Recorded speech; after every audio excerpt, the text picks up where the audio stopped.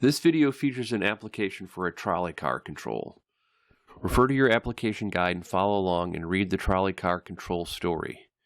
We will need to create a new project called Exercise 2, make it for a GA500, and include your name and company name with the project properties.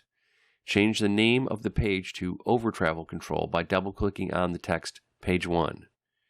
Use the blocks we've described so far to accomplish the following.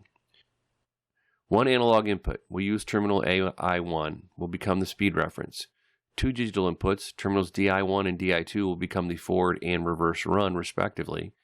And two digital inputs, terminals DI6 and DI7, will become normally closed overtravel switches. When the forward overtravel switch is tripped, only reverse operation will be allowed.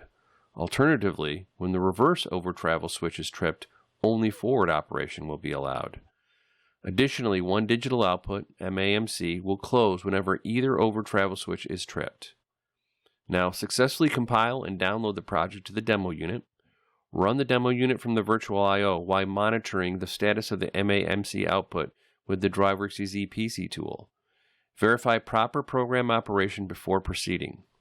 Now, pause the video and take some time and try and figure this out on your own. We'll review it together later in this video, but it will be better in the long run if you try and figure this out on your own. Alright, so hopefully this one wasn't too tough. Let's review this solution. For this one we're using mostly digital functions. I set up one AND gate for the forward run and another one for the reverse. The drive will only run forward if DI1 and DI6 are closed. The reverse is only allowed if DI2 and DI7 are closed. If either overtravel trips and opens, then the NAND gate will activate our digital output light. I've already compiled and downloaded this project to my drive. So I'm going to click the monitor icon and start monitoring. Alright, so now I'd like to go and test the program that I just wrote to the drive. So I'm going to open up the virtual I/O app. Now S6 and S7 are overtravel, so I'm just going to keep them both in their normally closed position.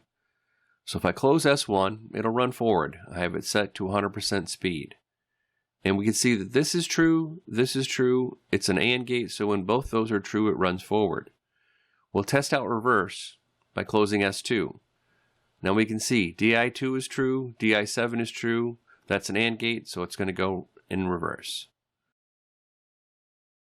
Once we break the connection on S7, which is our overtravel, you can see that it begins to ramp down, so it does stop. Our overtravel does work. Let's test it out on S1. It's running forward, true, true, true, open up S6, and it goes false.